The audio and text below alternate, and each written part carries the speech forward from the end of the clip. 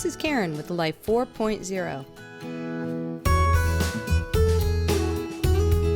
In our last episode, we crossed the English Channel from Ramsgate on the southeastern coast of England to Oostend, Belgium, where we settled into their welcoming harbor. After several days of big hops, it was time to slow down and enjoy some inland sights. This is an inside marina where you can lock into, mostly for a longer stay. We checked in with Belgium immigration since this was our first stop back in the EU after visiting the UK. Now it was off to the train station for a day each in the sweet historic cities of Bruges and Ghent. These two ancient and very special places are well covered by other travel channels, so we'll just give you a quick tour of our highlights.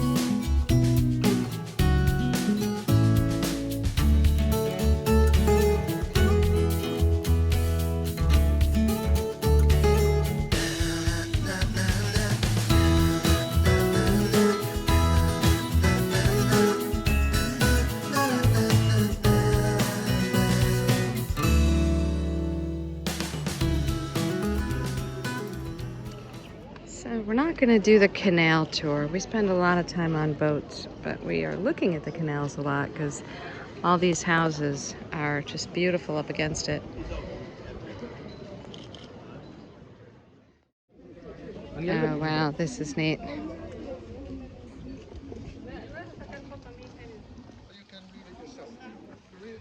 Oh, this architecture is just beautiful. Gosh, it's just so gorgeous. This place is so neat. They have all these places where these, over the windows, they have this really cool brickwork.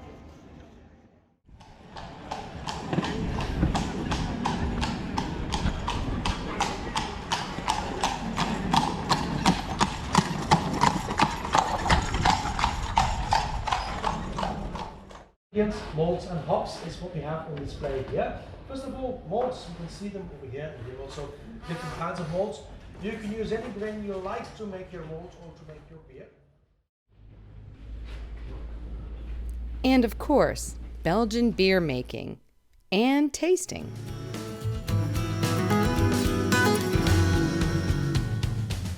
We just walked out of the Ghent train station and are surrounded by bikes in this plaza, just everywhere.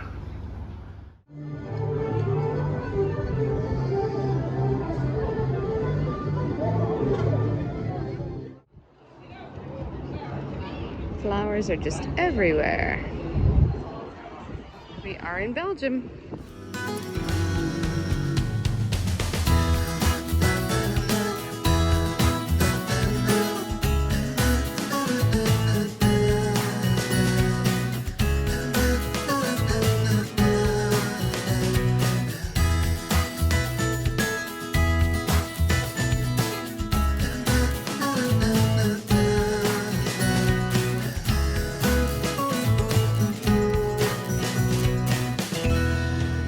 So we heard that there's an architecture around here where a house will, or a structure will sort of lean forward like this, and that they designed it that way to make the house more imposing when you're underneath it.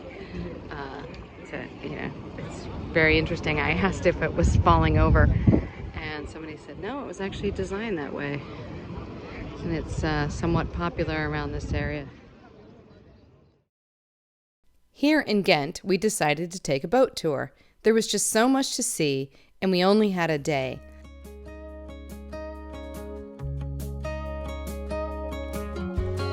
Hey, do you remember 20-something years ago.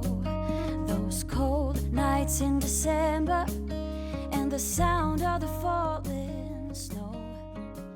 La fierté de la ville, c'est le château des Comtes.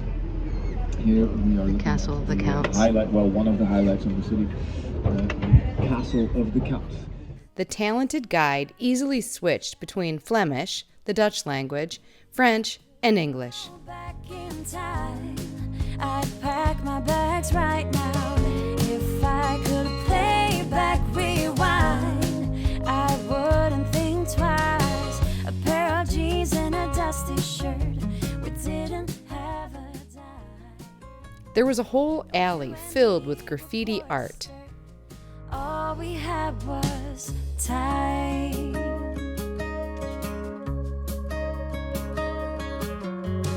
Hey, do you remember?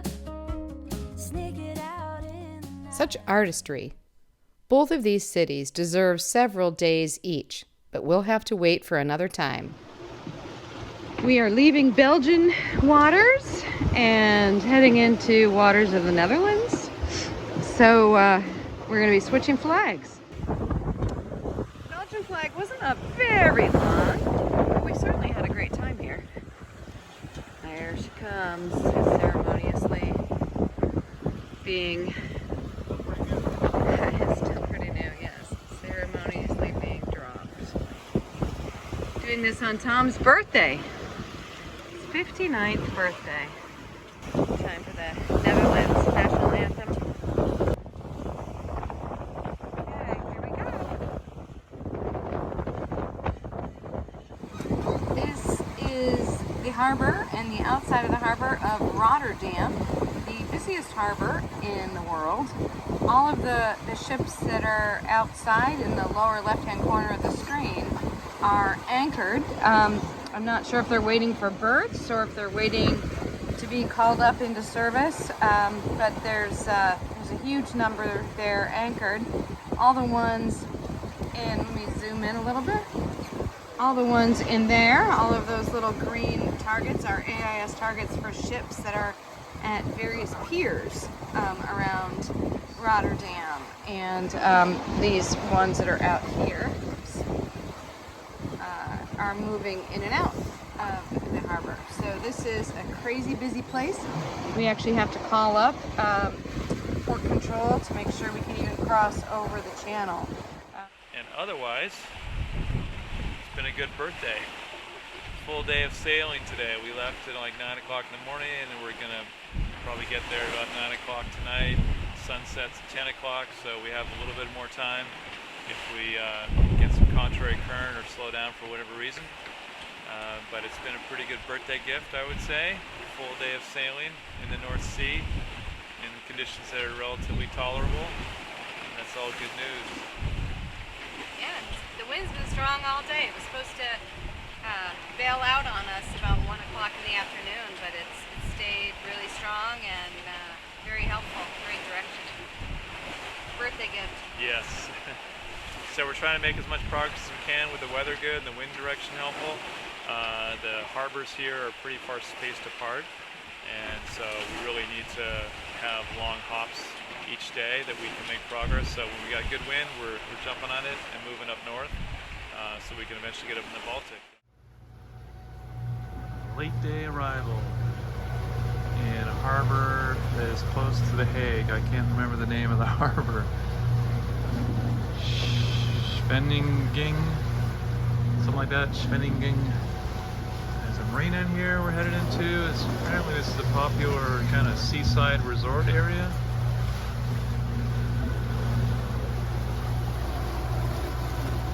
And a lot of fishermen out tonight. Alright, we got all settled in here. I gotta find the name of this place. Haven Scheveningen, which is just sort of outline area from the Hague, and we're all settled in here. It's a little, I would call it intimate setting. It's very quiet. I'm trying to talk quietly, but we're rafted up. Kind of like the visitor pontoon area. We've got 3 of us here. we kind of had to make a quick decision when we came in. We probably could have wrapped up against one of these other boats, but you don't always know until you're all the way in here, and you gotta like act right away, and you have your fenders and lines all set to go on one side versus another. So it's quite a nice spot here, and it's out of the wind, and it's out of the swell that we've had so much of. It's a very rolly day. I'm starting to feel like the North Sea is just fraught with erratic wave patterns. So this is like the inner harbor. We came from a little around the corner here, a little kind of short canal that went to an outer harbor with some big ships in there, and then the final outer harbor was beyond that. A nice birthday dinner after an awesome sail. Much better than we expected. The wind was supposed to die today at about noon or so, and that would leave sort of half the journey motoring, and we only really motored the last hour, 45 minutes or so. The wind would die a little bit and we'd come back up, and we just sort of had a little patience and stuck with it, and the wind would come back and we'd be roaring along at 7 or 8 knots again. So it really was a delightful day of sailing. We are now in the Netherlands. We're in Scheveningen, and at the marina here, and I don't know if they just did this, but they have an American flag up for the countries for the boats that are visiting. Unless there's another American flag around here. We arrived kind of late last night, so I'm pretty impressed that they were able to get a flag up that quick. Nice little spot. I'm going to go out for a run this morning and check out the scenery. We're having another beautiful sail today. We left a harbor that is impossible to pronounce, but I can pronounce the city of The Hague, which it's right next to. We left there this morning and we're sailing up to the entrance to go up a canal into Amsterdam. So we had a little bit of motoring this morning, but the wind came up, and so we're sailing along here nice and lightly. It's been great sort of midday start, and we are getting prepared to go into what's called the North Sea Canal. That goes about 20 miles right into the city of Amsterdam. And so we'll do that. We'll go in and we're going to have a big choice of 2 marinas. We're going to stay at one of those probably 2 days and explore Amsterdam. But it's kind of cool that we've heard from some other boaters that have come down south as we go north that we should definitely stop in Amsterdam. It's really kind of neat to bring the boat right into the city and then be able to explore from there. This is sort of the like industrial complex. It's right near the entrance to the harbor and town of Ijmuiden, which is where the lock is that we go through. So you can see we got books out. We've got lists here, lists of questions that I was going to ask the lock operator before we got there, and the phone number didn't work. So we've got a handheld here ready to go, another handheld here. There are a number of VHF channels that we need to monitor and speak to people on the way to get permission to keep proceeding. One out to sea in this area we're in, although we haven't heard any traffic on that one, VHF 7. And then as we get into the harbor, it's VHF 61. So we call on that 61 to get permission to proceed through the harbor. And apparently when we get to the locks, it's VHF 22. We're not really sure. We've definitely done locks before. We've done a whole bunch of locks in the Erie Canal, but there's like very little written about the details of the actual lock procedure. There's 4 locks here. There's one of the locks was just completed. It's the second largest lock in the world, so we're gonna have big ship traffic coming through here. There's 2 smaller locks. We're not sure which of those we go to. Apparently they have big loudspeakers and lights in front of the locks. We're just hoping that we can reach them on VHF 22 and somebody will explain to us which of the 2 little locks we go to. We have no idea which side we tie on, whether we need our own lines or whether there'll be something on the lock. And if we use our own lines, what we tie to, is it pipes, is it a fleet? Lots and lots of questions for those of us who've been through locks before, but not this one. And there's a waiting area as we approach the locks. We've been told it's a little bit rough to tie up there, especially from the wash of boats going by.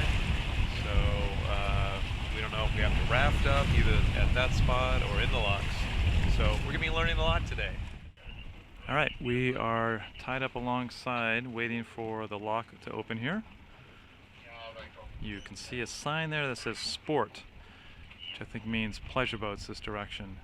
They asked us what we draw. When I reached them on the radio, they asked me what we draw, and I sold them 2 meter 2, and they've got a sign up here that gives the current depth 2 meter 82,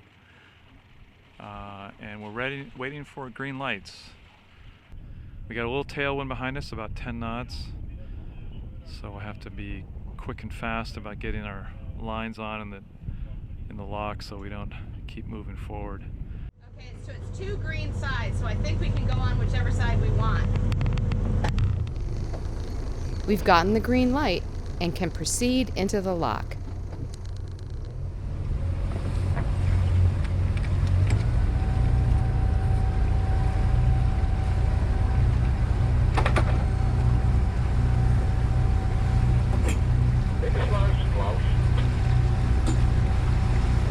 Help me with perspective. Okay, just watch your speed. You don't have to swing in here. I know, just help me with perspective. Okay.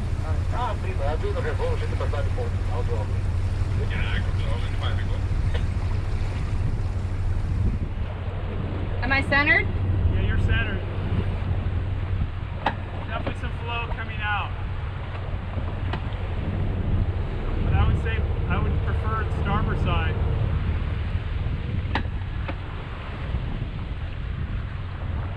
This part comes out a little bit, then the wall goes in for the lock.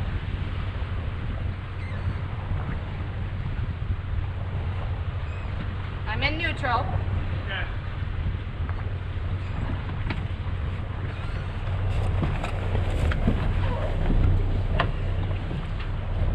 So this is going to be complicated to get around you when I get this on.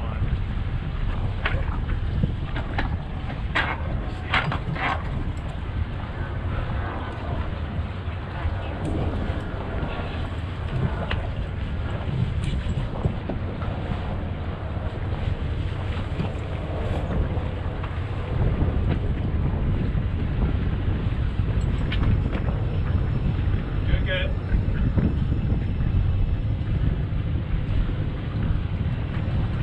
Maybe we tie onto the chains?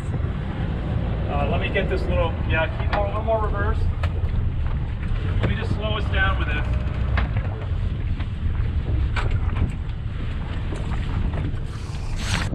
You think we just go around the chains? I don't know. Yeah, let's try. Why don't we go around this ball? Let's see if we can move it. Okay, I can get... We get her out. We figured that, at most, the water dropped about 1 foot in the lock, so there was nothing to be concerned about after all, but the knowledge going in would have been a comfort. We have previously dropped as much as 40 feet in one single lock, and we knew from experience that that takes planning and the right means of securing your boat to the side as the water depth changes. Certainly, it isn't hard to imagine that navigating into and through one of these locks during a storm surge from the North Sea would make this experience very different from the one we were going through. To minimize inland impact from storms, the level of water on the other side of these locks has to stay nearly constant. This keeps properties throughout these waters protected. Conversely, water depths in the southern reaches of the ferocious North Sea has pretty crazy extremes. These locks are in place to account for the fluctuations. All right, your heart rate coming down. Are you breathing? I'm breathing. All right. So yes, my heart rate is down. Good. Your doctor will approve of that. Getting up close and personal with roads and cars and houses, and trucks and everyday life, inshore. 12 meters deep. It's just a whole big different change all of a sudden. They also have these ferries, quite a few ferries going across. This is one of them here. Just so they don't have to build bridges, they can just have ferries get you across the canal. All right, so the heart rate's coming down. We're getting a little more comfortable. We're able to relax a little bit. This will be good for next week or so until however long we are in the inland waters of the Netherlands.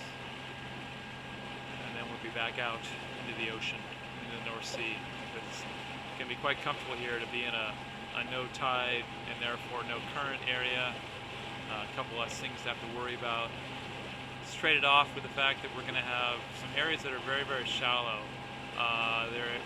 People are telling us that under 2 meter draft, you're pretty much okay. You can go most places. 2.5 meters or so, you have to be quite careful about where you navigate. So just that extra half a meter makes a big difference in the inland sea area here. So we'll trade off having to worry about tides and currents and worry a little bit more about where we're going with our draft.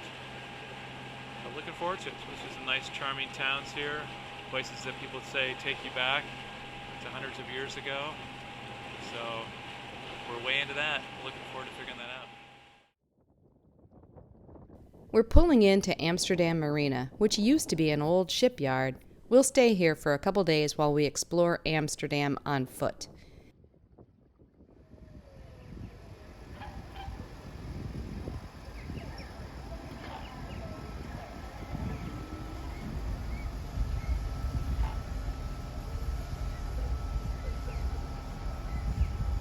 From the marina, we walk a couple blocks and wait to board the free ferry that takes us over to the center of Amsterdam, another beautiful canal-side city. Me playing the fender and you singing, oh, it's alright. Beating hearts full of lust, shiny stars over us, just a dream guiding us, not a single cloud in the sky. If I could go back in time, I'd pack my bags right now. If I could play back my life, I wouldn't think twice. A pair of jeans and a dusty shirt, we didn't have a dime. No, you and me were poor and stirred, all we had was time.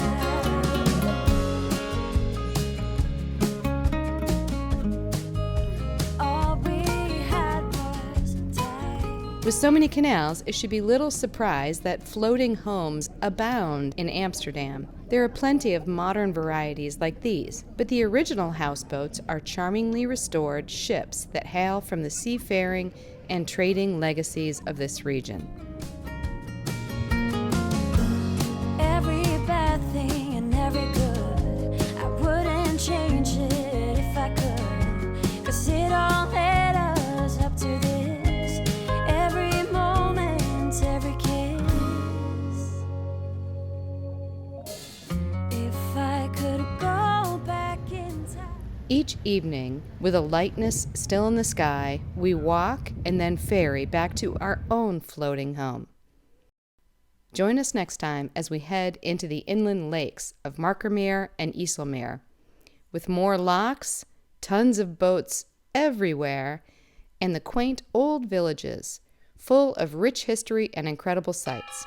If you enjoy our videos, please smash the thumbs up icon and consider subscribing to our channel, as this really helps us by encouraging YouTube to recommend our videos to others. Thanks so much for your comments and continued support. I'd pack my bags right now.